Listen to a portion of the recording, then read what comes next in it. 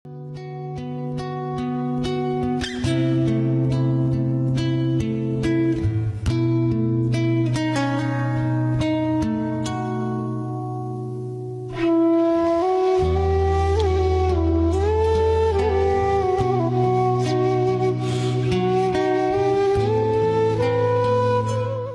तव्हां हिते ख़ैर था केॾांहुं जी तयारी आहे?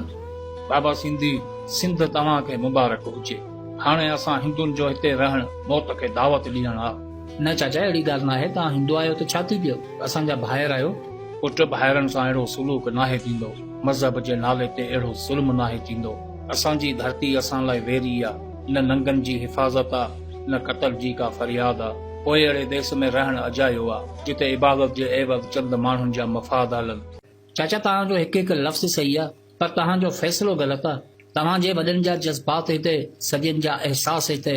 पंहिंजी धरती खे छॾणु अक़लमंदी नाहे, ज़ुल्म खां भॼण का बहादुरी नाहे।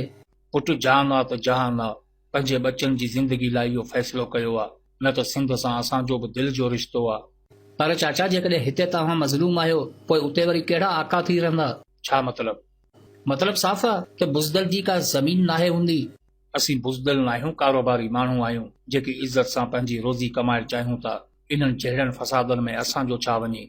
चाचा हक़नि जी वेड़ खे पेशे जी कमज़ोरी न ॾेखारियो। पेशो ऐं किरदार ॿ अलॻि शयूं आहिनि। पेशे जे लिहाज़ खां त चे गवरा बि हिकु डॉक्टर हो, मुसोलिनी हिकु टीचर हो, उमर मुख़्तार ॿारनि खे क़ुरान शरीफ़ पढ़ाईंदो हो, कायदे आज़म हिकु वकील हो। पर जे किरदार जो जाइज़ो वठो त चे गवेरा खे पूरी दुनिया में इनकलाब जी अलामत सम्झो वञे थो। मुसोलिनी पंहिंजे नज़रिए हेठि पूरे इटली खे हलायो। उमर मुख़्तार जंगी हिकमत अमली में हिकु तारीख़ी मिसाल रखे थो। कायदे आज़म मुल्क जो बानी आहे। ऐं अहिड़ा हज़ारे मिसाल मौजूद आहिनि जिन्हनि पंहिंजे पेशे खे पंहिंजो गुज़र सम्झी पंहिंजी ज़िंदगी खे अलॻि किरदार ते आंदो। ॾिठो वञे त असीं तव्हां खां वधीक मज़लूम आहियूं, पर पोइ बि सभिनि खां पंहिंजी सिंध ते मौजूद आहियूं। दुनिया में सभ खां वधीक तारीख़ी हमला ॾिठासीं, पंहिंजी धरती ते धारिया ॾिठासीं। कॾहिं ज़ुल्म हेठि मुआसीं त कॾहिं बुख ते मुआसीं, पर कॾहिं बि पंहिंजी धरती खे छॾे ॿिए हंधि न वियासीं। तव्हां ते त सिर्फ़ मज़हब जी आड़ में ज़ुल्म आहिनि, पर असांखे ॾिसो साम्हूं केतिरियूं मुश्किलातूं आहिनि। तव्हांजी न्याणी जो सिर्फ़ मज़हब तब्दील थिए थो, पर असांजी न्याणी अॼु बि बेगुनाह कारी थिए थी। तव्हां ते त सिर्फ़ तौहीन रिसालत जा केस लॻनि था, पर असांजे बेॾोही माण्हुनि सां भरियल जेलूं ऐं थाणा मिलनि था। पोइ छा असीं कारोबार छॾे विढ़ूं? कारोबार छॾे न विढ़ो, कारोबार करे विढ़ो। विढ़ो पंहिंजे हक़नि लाइ, विढ़ो इंसाफ़ लाइ, विढ़ो पंहिंजी धरती लाइ।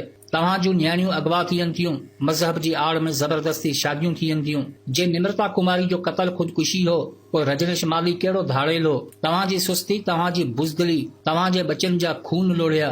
तव्हांजा ज़मीर तव्हां खां हिसाब वठंदा। जे अॼु न उथिया त हमेशा सुतल ई हूंदा। पंहिंजे नसल लाइ विढ़ो, पंहिंजे मुस्तक़बिल लाइ विढ़ो। सिंध में तव्हां हिंदू त सभिनि खां वधीक सुखिया आहियो। एजुकेशन एवरेज 95%, 80% बिज़नेसमैन आहियो। ज़मीनूं तव्हां जूं, कारोबार तव्हांजा, वकील तव्हांजा, डॉक्टर तव्हांजा। पूरी मईशत खे कंट्रोल करे बि मज़लूम आहियो। पोइ सोचण जी ॻाल्हि आहे किथे त ग़लति आहियो। हा पुट, वाकई सचो आहीं।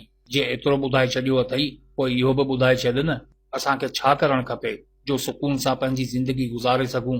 चाचा तव्हांजी बसि इहा ई ग़लती आहे जो तव्हां पेशे ऐं किरदार खे हिकु सम्झियो, दौलत खां सवाइ कुझु ॿियो न सोचियो। धरती तव्हांखे मालिकी जो रूप ॾिनो, पर तव्हां सिर्फ़ इन्फरादियात ते हली पंहिंजी ज़िंदगी खे महदूद कयो। मालिक हुआ त मालिकी वारो हक़ अदा कयो हा, धरती जे हक़नि लाइ साबित क़दम रहो हा, त अॼु हालतुनि जो अक्स अहिड़ो भयानक न हुजे हा। पर पुट असीं अक़लियत में आहियूं, असांजो वस नथो हले। ग़लति सोच आहे तव्हांजी चाचा। सिंध जो हर क़ौम परस्त तव्हां सां गॾु आहे, रियासत जो कानून तव्हां सां गॾु आहे। असांजा उहे मज़हबी उलमा बि तव्हां सां गॾु आहिनि जेकी दीन इस्लाम खे सम्झनि था। पोइ बि चंद इंतहा पसंद तव्हां खां ज़ोर आहिनि त पोइ अहिड़ो ज़ुल्म बि जाइज़ आहे। पुट पोइ आख़िर छा कयूं, तव्हां ॿुधायो। चाचा वक़्त जी तक़ाज़ाउनि खे सम्झो, कम्युनिटी में अचो। हीउ दौर सिर्फ़ अॻिते वधण जो नाहे, पर हक़ीक़त हीअ आहे त ॿियनि खे लताड़े मंज़िल ॾांहुं सफ़र करणो आहे। अकेला रहंदा त लताड़जी वेंदा। शुरूआत करण लाइ तव्हां पंहिंजो इतिहाद ठाहियो, जंहिंखे सिंध जे तमामु क़ौम परस्त पार्टियुनि में ज़िम करे छॾियो। तव्हांजो मंशूर पंहिंजा हक़ ऐं सिंध जी भलाई हुजे। जॾहिं बि सिंध जे हक़नि लाइ तहरीक हले या लॉन्ग मार्च थियनि, त हिंदू नौजवान बि गॾु हुजनि। पंहिंजे इतिहाद ज़रिए फंडिंग मुहिम हलायो ऐं उहो फंड थरपारकर में पंहिंजे अबोज मारूलनि जी भलाई लाइ ख़र्च कयो। तव्हांजे इतिहाद ऐं सिंध जी भलाई जी जदोजहद में हर सिंधी तव्हां सां गॾु हूंदो, छो त धरती लाइ तव्हांजो हिकु किरदारु हूंदो। पोइ तव्हांजी न्याणी खे खणण वारो अॻु में 1000 दफ़ा सोचींदो, छो त तव्हां सिर्फ़ हिंदू न पर सिंध जो हिकु किरदारु हूंदा। पोइ बि जेकॾहिं तव्हां ते ज़ुल्म थींदो त सिंध जो हर शहर सरापा एहतिजाज हूंदो। यादि रखो त जंहिं दौलत खे कमाइबो आहे उन्ही दौलत जो कुझु हिसो पंहिंजी बका लाइ इस्तेमालु थींदो आहे। जेकॾहिं इन उसूल जी ख़िलाफ़ वर्ज़ी कई त उहा ई दौलत तव्हांजी दुश्मन थी पवंदी। भगत कंवर राम, मास्टर चंद्र जहिड़ा अनमोल किरदार यादि कयो। धरती सां मोहबत आहे त इक़रार कयो। चाचा, तव्हांजो फ़ैसिलो तव्हांजे नस्ल जी लताड़ आहे। तव्हांजो हितां वञणु सिर्फ़ हिजरत न आहे पर पंहिंजे मुस्तक़बिल खे सवाल जा निशान आहे। हितां लॾे हिंदुस्तान त वञो पिया, पर जॾहिं उते ज़ुल्म थिया पोइ केॾांहुं वेंदा? हिकु हिकु थी मरण खां बहितर आहे हिकु थी पंहिंजे हालात सां मुक़ाबिलो कयो। अचो त गॾिजी उहा सिंध जोड़ियूं जिते मंदिर हुजे या मस्जिद, सिर्फ़ मोहबतूं ई ॻोल्हियूं। असां माज़ी मां सिखिया आहियूं, अमी हालात मां सिखो। धरती खे पंहिंजी माउ सम्झी पंहिंजो हक़ अदा कयो। मुंहिंजे दड़े में कहिड़ो मज़हब हो कंहिंखे बि ख़बर नाहे, पर उते जी अदावत ऐं बनावत अॼु बि ज़िंदा आहे। आर्या कबीले में कहिड़ा मौलवी हुआ कंहिंखे बि ख़बर नाहे, पर उन्हनि जी पोखी अॼु बि ज़राइत जे रूप में करोड़े इंसाननि जा पेट पाले थी। यादि रखो त मज़हब खे इंसान हलाए थो, पर किरदार इंसान खे सदियुनि जो सफ़र कराए थो। तारीख़ जो फ़लसफ़ो ही बयानु करे थो त जेकॾहिं सदियुनि जो सफ़र तय करणो आहे त दौलत खे न पर पंहिंजे किरदार खे ॾिसणो आहे।